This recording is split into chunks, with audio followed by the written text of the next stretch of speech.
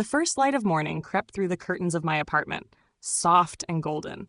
It always felt like a quiet promise, a gentle reminder that the world was still turning, that a new day was here. The aroma of pancakes and freshly brewed coffee filled the air, familiar, comforting, like a little piece of home. I hummed softly as I moved around the kitchen, the rhythm of my hands a kind of meditation. For me, mornings had become sacred. They were a small chance to create something good, something simple, in a world that had often felt too heavy to bear. "Max, breakfast is ready!" I called out, setting a plate of pancakes on the table. The pancakes were shaped like dinosaurs, just the way Max liked them. It was a little thing, but it mattered. It always mattered with him. A moment later, he appeared in the doorway, his small frame draped in dinosaur pajamas. His brown hair was a wild mess, sticking up in every direction, and his big brown eyes were still heavy with sleep. He looked at me with that quiet, curious gaze that had become so familiar. I smiled, bending down to kiss his forehead. "Good morning, my love. Did you sleep well?" Max nodded, his lips pressing together in a faint smile, but he didn't speak. He had stopped talking as much in the past few months, and though I tried not to worry, it was hard not to. My once bubbly, talkative little boy now seemed like he was carrying some kind of invisible weight, something he couldn't express. It worried me more than I let on. Max climbed into his chair, using the small stool I'd set up for him. He didn't need to ask for help anymore. He was used to it. But I still noticed how he seemed to pull inward. His shoulders slumped, his hands quietly tracing the edges of his dinosaur-shaped pancakes. "Good morning to my favorite people," came a cheerful voice from the hallway. I turned to see Liam, my husband and Max's stepfather, entering the kitchen. At 35, Liam was steady, a warm, calming presence in our lives. He had a way of making everything feel a little bit easier, a little less heavy. His easy smile and calm demeanor were a comfort. I've always had a complicated relationship with the idea of family, but it wasn't until I turned 2 years ago, after Tom, Max's father, died in a car accident. When I thought I could never feel whole again, Liam had been there, offering support and kindness, making me believe that maybe, just maybe, I could learn to love again. "Hey, buddy!" Liam greeted Max as he poured himself a cup of coffee. His voice was always light, always cheerful around Max, trying to bring him out of his shell. But the moment Liam stepped into the room, Max froze. His small hands gripped the edge of the table, his body tensing, as if bracing for something awful. It was a shift I had noticed in him before. Something had changed. Max wasn't just quiet anymore. He was afraid. Then, as if on cue, Max raised a trembling finger, pointing directly at Liam. His face twisted in terror and his voice cracked as he cried, "No, no, no!" I felt my heart stop. My breath caught in my throat. "Max, sweetheart, what's wrong?" I rushed over to him, pulling him into my arms. He was shaking, his small body trembling against mine, his sobs coming in painful gasps. Liam stood frozen in the doorway, his face filled with confusion and hurt. I'll give you two some space," he said quietly, setting his coffee cup down, his hand running nervously through his hair. I opened my mouth to say something, to tell him it was okay, that we could figure this out together, but the words didn't come. I watched him shake his head before turning away. "It's okay. I'll see you later," he said softly, his voice almost distant. The sound of the door closing behind him echoed through the apartment, leaving me with a mix of confusion and helplessness. I turned my attention back to Max, holding him tightly in my arms, rocking him gently. His sobs eventually gave way to hiccups, his body finally relaxing in my embrace. This scene had become heartbreakingly familiar over the past 3 months. Every time Max saw Liam, it was the same. He pointed. He cried. He clung to me, as if terrified of something, someone. Liam had been nothing but patient, kind, and understanding. He had willingly taken on the role of stepfather, knowing it would never be easy. But why was Max so afraid of him? What had changed? Later that day, after Max had calmed down, I sat beside him as he played quietly with his building blocks. My mind was racing, trying to piece together what was going on. I had to ask him again. "Max, sweetheart," I began gently, trying to keep my voice calm. "Can you tell me why you're scared of Liam?" Max didn't look at me. He just kept stacking his blocks, his small hands moving quickly, absorbed in his own world. "Did Liam do something to scare you?" I pressed. "Did he say something mean?" Max shook his head. No, he whispered. I crouched down beside him, my heart aching as I watched him avoid my eyes. Then why do you cry when you see him? I asked softly. You can tell me anything, my love. Max didn't speak right away. For a long time, he just stared at the blocks in front of him. Then finally, he whispered something that made my blood run cold. The bad man comes when you're not here. I froze. The bad man? I repeated, my voice trembling with fear. Who's the bad man, Max? But Max didn't answer.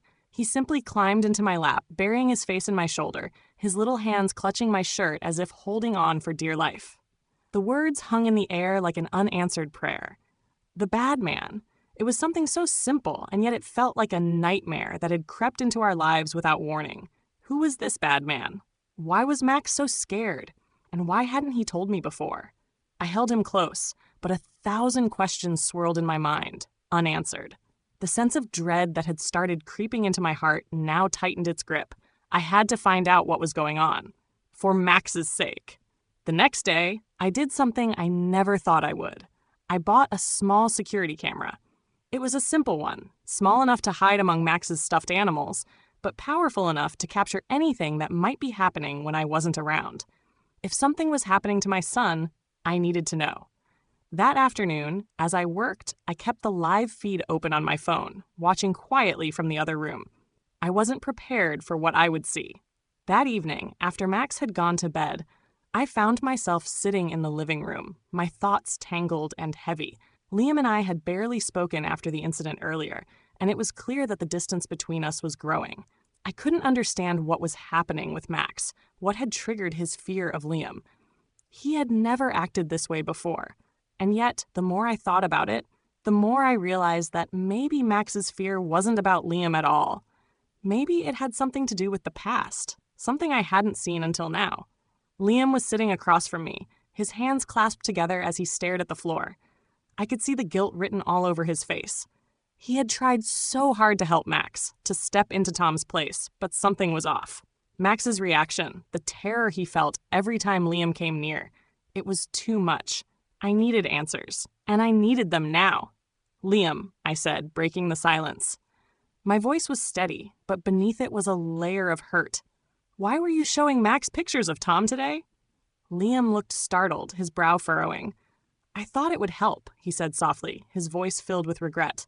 He's been crying a lot, and I thought seeing happy memories would comfort him. I never meant to upset you. I sighed, frustration bubbling up inside me. But you didn't think to tell me first? To ask me if it was okay?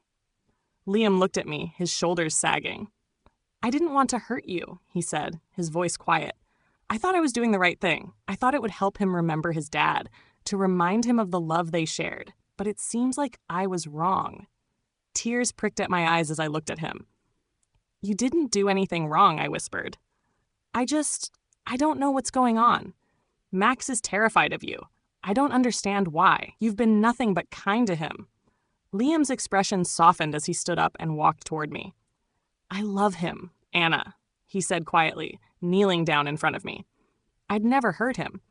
I just feel like I'm failing him, and I don't know how to fix it.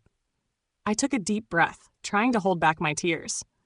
I don't know what to do either. It's like he's afraid of something, but he won't tell me what it is, and every time you're around, he gets more scared. I don't know how to make it stop. Liam reached out, gently taking my hand in his. I'm here for both of you, Anna. I'm not going anywhere, but I think we need to figure out what's really going on with Max. Maybe he's not afraid of me. Maybe he's afraid of something else. His words lingered in the air as I let them sink in. Maybe Liam was right. Maybe Max's fear wasn't just about him. But then what was it about? What had changed in my son that had made him so frightened? And why hadn't he been able to express it? The next morning, I tried again to talk to Max. He had been quiet again, his usual bubbly energy nowhere to be found. I sat down beside him, trying to make him feel safe. Sweetheart, I said gently, can you tell me what you're feeling? When you see pictures of Daddy, does it make you happy or sad? Max didn't answer right away. He was sitting on the couch, clutching his stuffed dinosaur to his chest, his eyes downcast. His silence made my heart ache. I just wanted him to open up, to tell me what was wrong. After a long pause, Max finally spoke, his voice barely above a whisper. Both, he said softly. I like seeing Daddy, but it makes my chest hurt. Tears welled up in my eyes as I pulled him into my arms, holding him close. It's okay to feel that way, I whispered, brushing his hair from his forehead. Daddy loved you so much, and it's okay to miss him. But Liam isn't trying to take Daddy's place, sweetheart. He just wants to help you remember him. Max nodded slowly, but I could see the confusion and sadness still clouding his eyes. He wasn't ready to accept it. Not yet. And I didn't know how to make him understand. A few days later, Liam approached me again. He was holding something in his hand, an old photograph. I could tell by the way he was holding it that it was something important, something he had kept hidden, maybe even from me. Anna, Liam began hesitantly, there's something I need to tell you. I looked at him, my heart pounding in my chest. What is it? Liam handed me the photo, and I gasped when I saw it. It was a picture of two young men, both smiling brightly, clearly happy and carefree. One of them was unmistakably Tom. The other, I froze. You knew Tom, I whispered, my voice filled with disbelief. You were friends with him? Liam nodded, his eyes darkening with the weight of the past. We were best friends in college. Roommates, actually. After college, we lost touch for a while, but 2 days before the accident, Tom called me. He said he had a bad feeling about his trip and asked me to promise him something. My heart skipped a beat as I stared at him. What did he ask you to promise? Liam took a deep breath, his hands trembling slightly as he spoke. He asked me to look after you and Max if anything ever happened to him. I sat there, stunned, unable to comprehend the depth of what Liam was saying. You didn't tell me this before? Liam shook his head, his voice full of regret. I didn't know how. I didn't want to intrude on your grief. I thought I was helping you, but I didn't know how to explain all of this to you. My hands trembled as I held the photo, the truth slowly sinking in. So, that's why you were so quick to step in, I said quietly, my voice thick with emotion. Because of a promise? Liam nodded, his eyes softening. At first, yes. But falling in love with you, that wasn't part of the plan. That happened because of who you are. Tears welled up in my eyes as I looked at him. I didn't know what to say. The truth had been right in front of me all along, but I hadn't seen it. How could I have missed it? The following day, Liam sat down with Max in his room. He was gentle, patient, as always. He held a photo in his hand, the one of him and Tom, smiling together like nothing could ever go wrong. Hey, buddy, Liam said softly. Can I show you something? Max nodded hesitantly, clutching his stuffed dinosaur tightly. Liam pulled out the photo and showed it to him. This is your daddy and me, Liam said, his voice thick with emotion. When we were young, we were best friends. Your daddy was my best friend, and he loved you more than anything in this world. Max looked at the photo, his eyes wide. Daddy looks happy, he said softly. He was, Liam said, his voice full of warmth. Your daddy loved you so much, and I promised him I would look after you. I'm not here to replace him, Max. I just want to help you remember how much he loved you. Max's eyes searched Liam's face for a long moment. His little hand reached out tentatively and touched Liam's hand. Okay, he whispered. For the first time in months, I saw a small glimmer of peace in Max's eyes. And for the first time in a long while, I felt like we were finally moving forward. The camera was discreet, nestled among Max's stuffed animals, giving me the perfect view of his room. I told myself I wasn't being paranoid, but I knew something wasn't right. Max's behavior had shifted in a way I couldn't ignore. And though Liam and I had talked about it, nothing had changed. The distance between Max and Liam seemed to grow by the day, each moment of fear more heartbreaking than the last. As the afternoon unfolded, I watched from my phone, my eyes glued to the live feed, trying to stay calm. Max had just returned from daycare, and I saw Liam helping him into the apartment. He placed Max's backpack on the floor gently, like always, then turned to him with that same hopeful smile he wore when trying to connect with him. Want to play with your blocks, buddy? Liam asked, crouching down to Max's level. Max didn't answer. He sat on the rug, his favorite stuffed dinosaur clutched tightly in his arms. His eyes were glazed, unfocused, and he didn't seem to notice Liam at all. My heart ached watching them. I could see Liam trying so hard, but Max was pulling away more and more with each passing day. I could hear Liam sigh from the camera's mic. He ran a hand through his hair and straightened up, giving Max some space. For a few hours, I watched as Liam moved in and out of the room, trying to engage Max, trying to bridge the growing gap. Each time, Max avoided him, retreating further into himself. Liam's attempts were kind but futile. I could see the frustration on his face, the quiet hurt as he tried to find a way to reach Max. Then, something caught my eye, a shift in Liam's movements. Late in the afternoon, he opened Max's wardrobe. I held my breath as I saw him pull out a photo album, one I hadn't seen in years. My pulse quickened, my stomach twisting. What was he doing with that? Liam sat down on the floor beside Max, opening the album. He flipped through the pages slowly, stopping at a photo that made my chest tighten. A photo of Max's father, Tom, holding a newborn Max in the hospital. The kind of picture every parent keeps as a reminder of the past, of a time when everything felt easier. "Look, buddy," Liam said softly, showing Max the picture. "This is you with your mommy and daddy. Your daddy loved you so much." I could hear Max's breath catch from the camera feed. His little hand trembled as he reached up, pointing at the picture. Then, just as quickly, he shook his head, his voice breaking as he cried, "No, no, no!" The air in my lungs left in a rush, and my heart clenched. I didn't know what to think. Liam looked at the picture for a moment, clearly unsure of what to do. His expression was one of quiet confusion, mixed with regret. Slowly, he closed the album and set it aside, looking lost. That night, after Max had gone to bed, I sat down with Liam in the living room. I was trying to make sense of everything. The fear, the confusion, the pain. "Liam, why were you showing Max pictures of Tom?" I asked, my voice quiet but firm.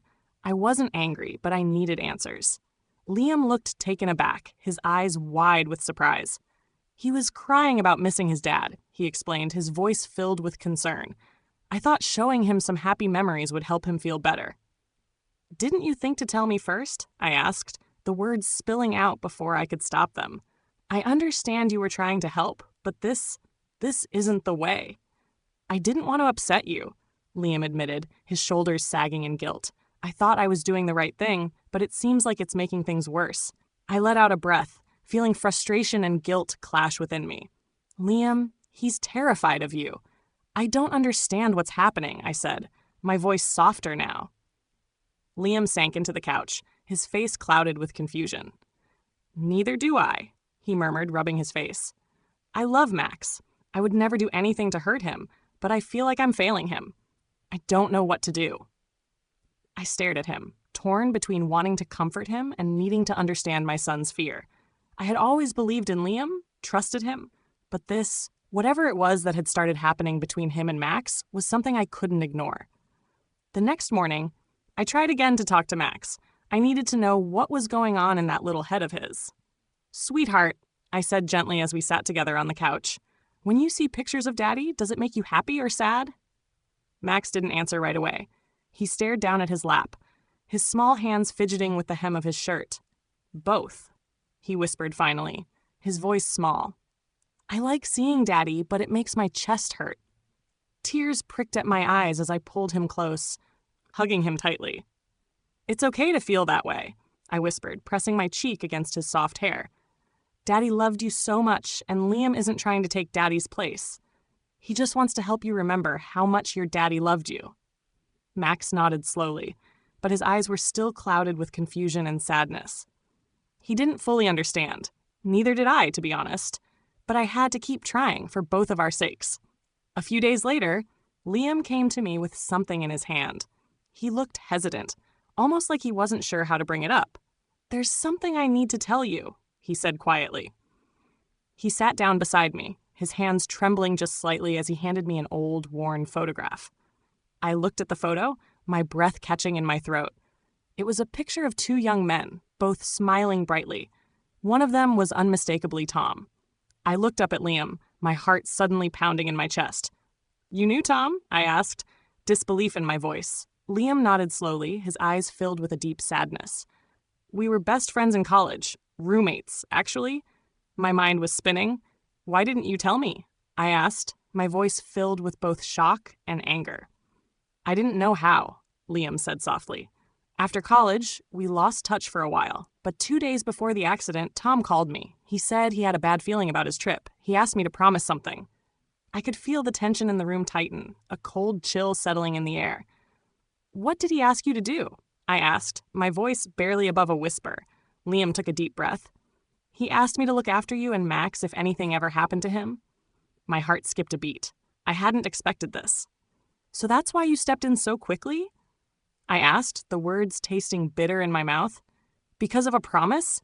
"At first, yes," Liam admitted. "But falling in love with you, that wasn't part of the plan. That happened because of who you are." I stared at Liam, my emotions a whirlwind. I didn't know what to feel. Shock? Betrayal? Maybe a little relief, too. But before I could respond, Liam placed his hand on mine, his voice thick with emotion. "I swear, Anna, I'm not trying to replace Tom. I just want to keep my promise. And I want to be here for you and Max, no matter what."